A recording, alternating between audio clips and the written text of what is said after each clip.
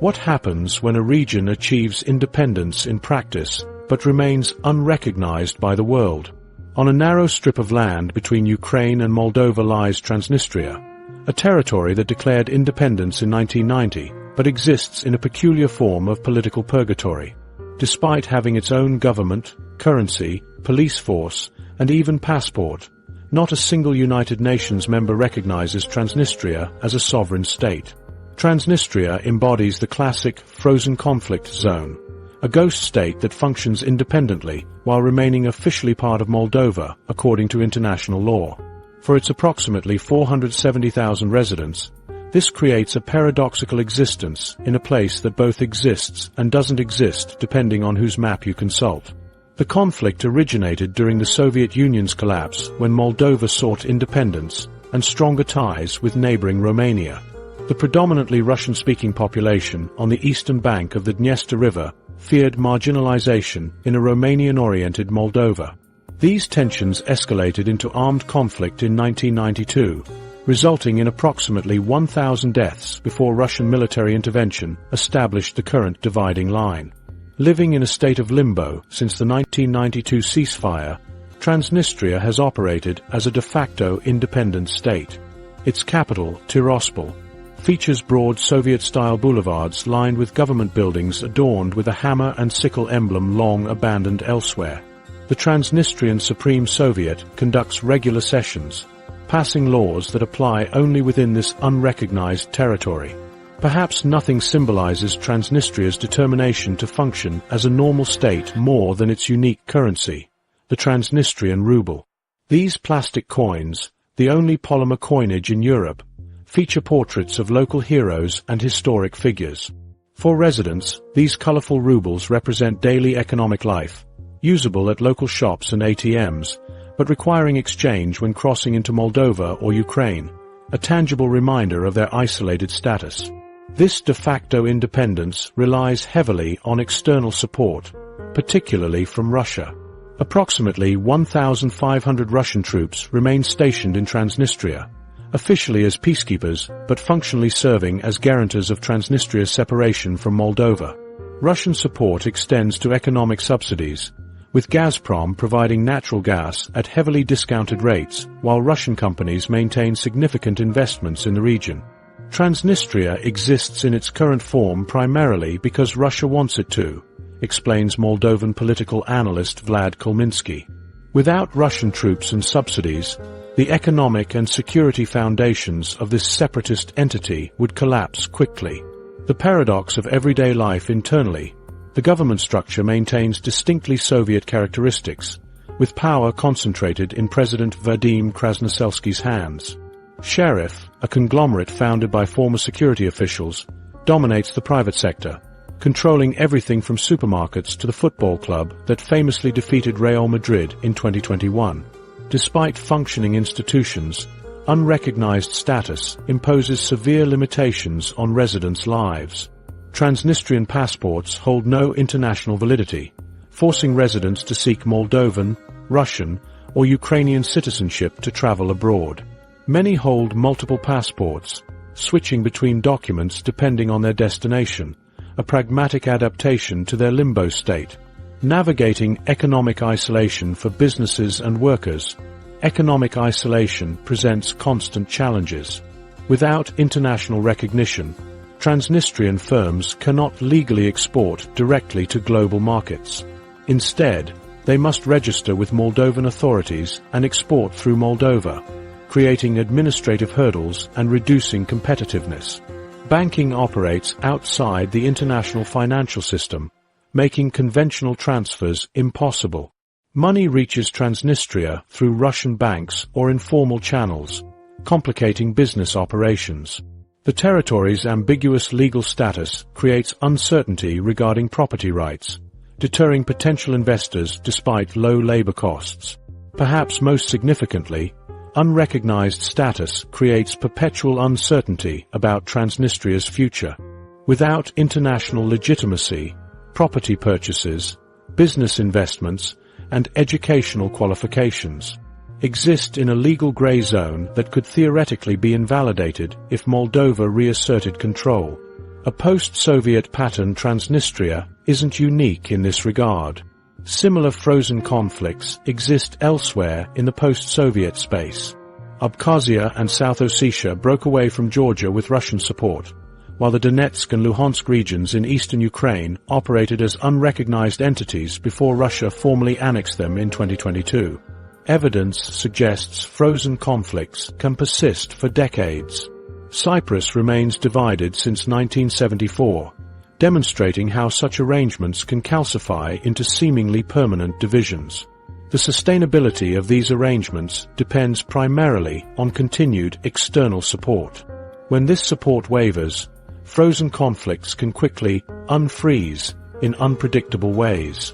Georgia's attempt to reassert control over South Ossetia in 2008 prompted Russian military intervention that solidified the breakaway region's separation. Similarly, Russia's 2022 invasion of Ukraine dramatically altered the status of separatist regions, demonstrating how quickly frozen conflicts can transform into active hostilities. For residents caught in these political limbo zones, daily life continues despite limitations. Children attend schools, patients visit hospitals, and families celebrate holidays within systems that function independently from their parent states. These practical realities create attachments to separatist institutions regardless of international status, generating distinct identities that further complicate potential reunification. The frozen conflict model represents a distinctly post-Soviet approach to territorial disputes, maintaining deliberately ambiguous arrangements that serve various geopolitical interests while creating stability in the short term but perpetuating underlying conflicts indefinitely. The question remains, what would actual successful independence look like? If regions like Transnistria represent incomplete separation, functioning practically but lacking international legitimacy, how would a successful transition to full independence proceed? The practical challenges facing newly independent countries extend far beyond the initial separation, creating complex transitions that separatist movements rarely address in detail before transitions. What if Catalonia had declared independence and made it stick? What would the first year look like? While independence movements focus on achieving separation, they rarely address the complex practicalities that follow a successful declaration. The day after independence introduces challenges that require immediate solutions but often receive little planning during the campaign phase. Imagine waking up in Barcelona the morning after independence.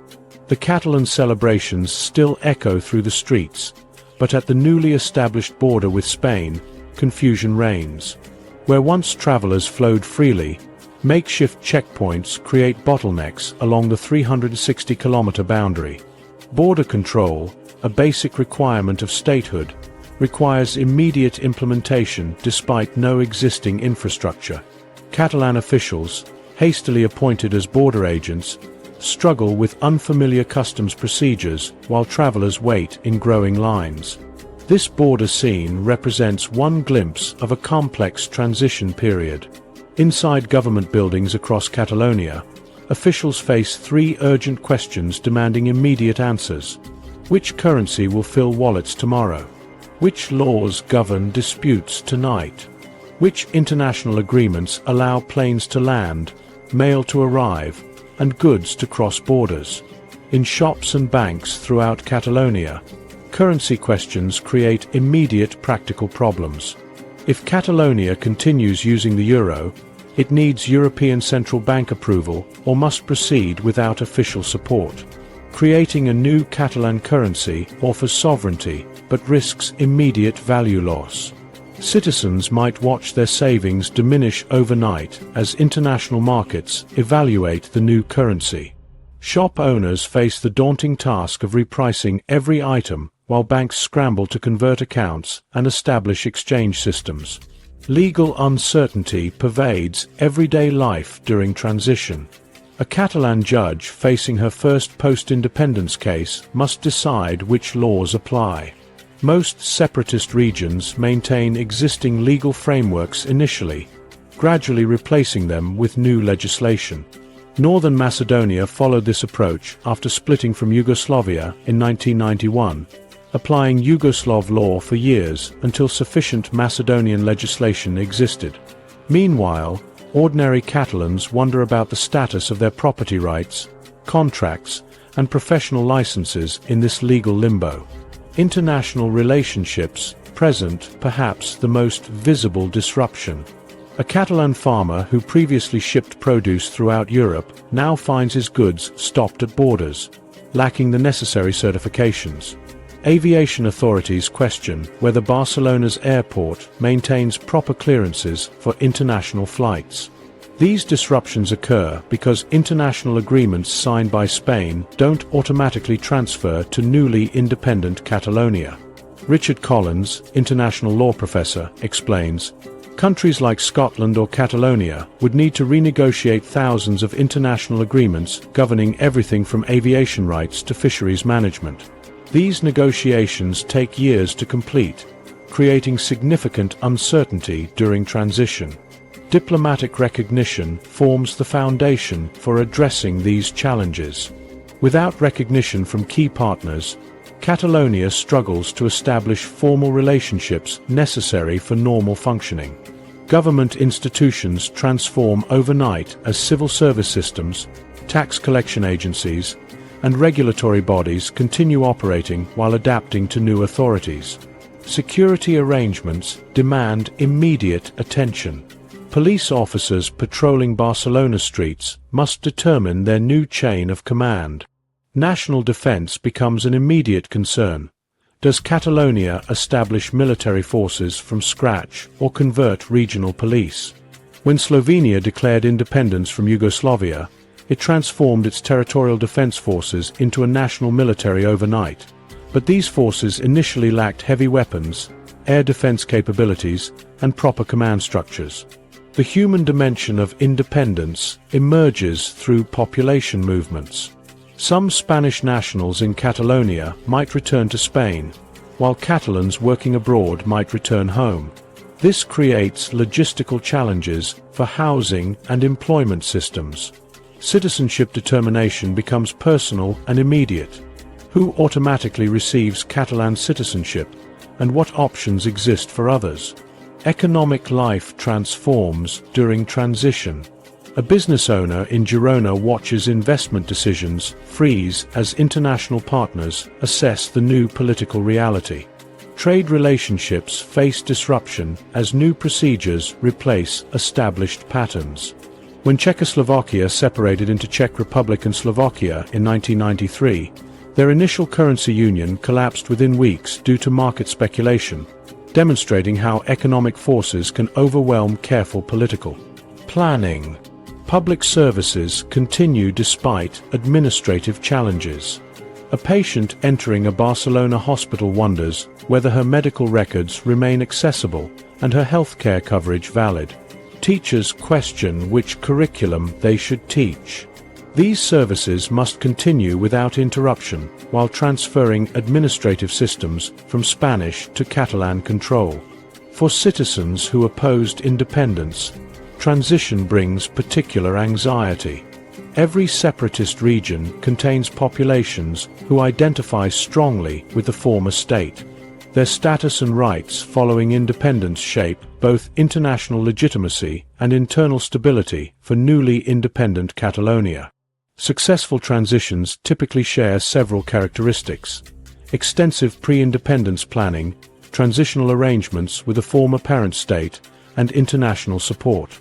When these elements align, new states navigate transition periods with minimal disruption.